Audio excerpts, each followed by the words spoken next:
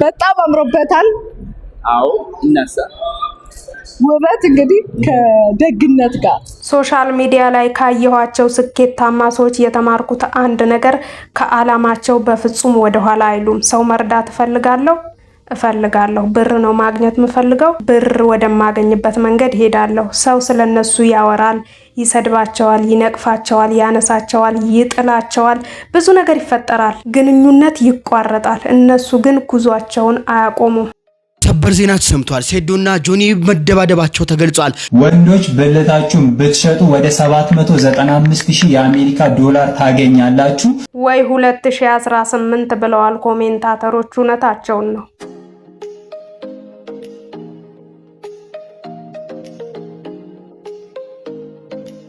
ሰላም የተወደዳችሁ እንዴት ናችሁ? ሰላምታዬ በያላችሁበት የዓለም ዳርቻ ድረስ። እኔ በጣም ደህና ነኝ። በዛሬው ቪዲዮም እናንተን ያዝናናሉ እንዲሁም ደግሞ ብታያቸው ብትሰሟቸው ሀሳባችሁን ብታካፍሉባቸው ያልኳቸውን የተመራረጡ ምርጥ ቪዲዮዎች ይዤላችሁ መጥቻለሁ። እስከ ቪዲዮ ፍጻሜ አብራችሁን ቆዩ። ሰብስክራይብ እያደረጋችሁ የቻናሌ ቤተሰብ ሁኑ።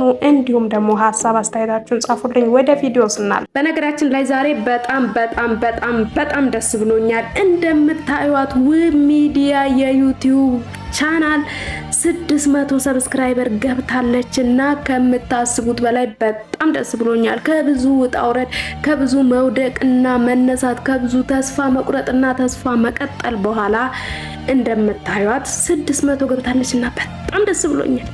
ስልኬን እንዲያዞርኩ በቴክኖ ስልክ ፊቴን አላስገባው። አይ ፊቴ ይቅር፣ ድምጽ ብቻ ይሁን። ሊጨልም ይችላል አይችልም። አይ ላይ ምናልባት ፊቴን ሲያዩ ሊጠሉኝ ይችላሉ ወይስ አይ ሊወዱኝ ይችላሉ። አይ ይቅር አይቅር፣ ይሁን አይሁን፣ እንደው ምርግፍ አድርጌ ልተው። አሁን ይሄ እውነት 1000 ገብቶ የሚባለውን ነገር አይቶ ክፍያ ይጀምራል። አይጀምር ምን ይሻል በሚል ብዙ ውዝግብ በኋላ እንደምታዩት 600 ደርሷል እና እባካችሁ ይሄን ቪዲዮ የምታዩ ሰዎች እኔ እዚህ ዩቲዩብ ቻናል ላይ በጣም ብዙ ተስፋ አድርጌበታለሁ። በባለፈው ቪዲዮ እንደነገርኳችሁ የህይወቴ ከባዱ ምዕራፍ ላይ ነውና የምገኘው። ይሄን ቪዲዮ የምታዩ ሰዎች በሙሉ ሰብስክራይብ እያደረጋችሁ 1000 ሞልቶልኝ ደግሞ ውጤቱን እንዳየው እርዱ። የእናንተ አንድ ሰብስክሪፕሽን ማለት በጣም ከምታስቡት በላይ ትልቅ ነገር ነውና ሰብስክራይብ እያደረጋችሁ ወደ ቪዲዮ እንለፍ። ወይኔ ያለውማ መኪና አከፍቺም ነይ ልክፈትልሽ ብላ ነው እንግዲህ እናቷን እዛው ኋላ ወስዳ የጣለቻት። እነዚህ እናትና ልጅ የሚሰሩት ቪዲዮ በጣም ነው የሚያዝናናው፣ ግን ለነሱ በጣም አድካሚ ይመስለኛል። አባትና እናቴ እሁድ ተጋቡ። እሺ እኔ ሰኞ ተወለድኩ። ከዛስ ማክሰኞ እንጨት ሰበራ ሄድኩ።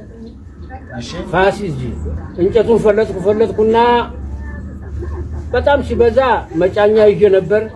በመጫኛ ባስለው መጫኛው ተበጠሰ። የሸረሪት ድራ መጣሁና ግጥም አድርጌ አሰርኩት። ከዛ ተሸክሜ እቤት ስደርስ ፋሱን እዛ እንጨት የፈለኩበት ረስቻለሁ። ከዛ የሮኩኝ እዛ ብቅብል ብረቱን ምስጥንኩት ታርጎታል። እንጨቱን አገኘሁት። ድለድግ ተበርቼ ሰላም አበስ ገበርኩ ትላለች እናቴ። ምን አይነት ጫት ቢቅም ነው? ምን ቢያጨስ ነው ግን ይሄ ሰውዬ እንደዚህ እያወራ ያለው? ሁለቱ ተፋላሚዎች እንግዲህ ዛሬ ተገናኝተው በምታዩት መልኩ ትንቅንቅ አርገው ነበረ። በብዙ ሰዎች ትግል የጸጥታ አካላት ተጨምረውበት ነው መለያየት የቻሉት። ትንሽ የጉልበት መለካካት አድርገዋል። በጉጉት እየተጠበቀ ያለው ሁለተኛው የሚክስድ ማርሻል አርት ፍልሚያ ተቃርቦ ባለበት በዚህ ሰዓት የመጀመሪያው የሚክስድ ማርሻል አርት ፍልሚያ አሸናፊ የሆነው ጆን ጁጁሱና አወዛጋቢው ዜዶ ማርሻል ተገናኝተው ነበር። ጊዜ አሳልፈዋል፣ ችግኝም ተክለዋል። ግን ያው ተደባዳቢ እንደመሆናቸው ትንሽ መለካካት አድርገው ነበረ። በሰዎች ገላጋይነት ተለያይተዋል። የፍልሚያው ቀን እንደተቃረበ ይታወቃል። ታዲያ የዚህ የሁለተኛው የሚክስድ ማርሻል አርት ፍልሚያ ላይ ማን አሸናፊ የሚሆን ይመስላችኋል? እዚህ ምድር ላይ አንድ ያለኝ ሰው ምንሆን ባሌ ነው። አንድ ያለኝ ሰው የምሬ ነው የምነግርህ። ከተጋቡት ወዲህ ልክ እንደዚህ ነው መሆን ያለበት። ችግር ሲገጥማ አንዳንዴ ተከስተን አሁን እንዲሰጥ ከእግዚአብሔር አለመራቅ። ችግሮች ሁሉ ከእግዚአብሔር በታች ናቸው። አንተ ባጋጋልከው ልክ ነው ትዳር እንዲፈርስ የምታረገው አንተ ነህ የምታራግብለት አንተ ነው እንዲነድ የምታረገው ሁሉንም ነገር የሆነ ሰው ቢሸነፍ የሚችል ሰው ቢሸነፍ ለትዳር ደስ የሚል ምክር ነው። በነገራችን ላይ በዚህ ሰዓት እንደዚህ ሰው በትዳር ምርር ባለበት ሰዓት እንደዚህ አይነት ወደ ትዳር ስንገባ በጣም ልዩነት ሊፈጥሩ የሚችሉ ሀሳቦችን ትተን ነው መግባት ያለብን። ምክንያቱም ሲንግል ሀሳባችን አይደለም እዛ ጋ ያለው የሁለት ሰው ሀሳብ ተቀላቅሎ የሚኖርበት ቦታ ነው። እንደው የምናምንበት ነገር ትክክል ነው የምንለውን ነገር ራሱ ማያስማማን ከሆነ ለትዳር ስንል መተው አለብን። እኔ የሀሳቧ ደጋፊ ነኝ። ትዳር ውስጥ መብት የሚባል ነገር የለም። ማወቅ ያለብህ ወንዱ መብት የለውም፣ ሴቷም መብት የላትም። ትዳር ውስጥ ግዴታ ብቻ ነው ያለው። ባይዘው ግዴታ ነው። ግዴታህን ስትወጣ መብት እየተከበረ ይመጣል። ጀምሮ ከመለያየት መጀመሪያ ሳትገቡበት በፊት ይሄንን ነገር አምናችሁ ነው መግባት ያለባችሁ። በነገራችን ላይ አዶናይ እንግዲህ እዚህ ጋር ያደረገው ቶክሲዶ የሚባለው ልብስ ነው ማለት ነው። ተራ ልብስ እንዳይመስላችሁ ባይዘው። ስለዚህ ነገር ልነግራችሁ ነው የመጣሁት ማለት ነው። እንግዲህ የምታዩት ቶክሲዶ አዶናይ ያደረገው ምንን ይገልጻል መሰላችሁ? የክብር ልብስ ነው፣ የጨዋ ልብስ ነው፣ በራስ የመተማመንን የሚያሳይ ልብስ ነው እና ለዚህ ነው ባይዘው ብዙ ጊዜ ዝግጅቶች ላይ ወይም ሬድ ካርፔቶች ላይ በጣም ታዋቂ ሰዎች ወይም ደግሞ በጣም በቃ ተጽዕኖ ፈጣሪ ዓለም ላይ የሚባሉ ሰዎች ይህንን ቶክሲዶ አድርገው የምታዩቸው ማለት ነው። እና በነገራችን ላይ አዶናይ እንግዲህ እዚህ ጋር ያደረገው ቶክሲዶ የሚባለው ልብስ ነው ማለት ነው። ተራ ልብስ ነው።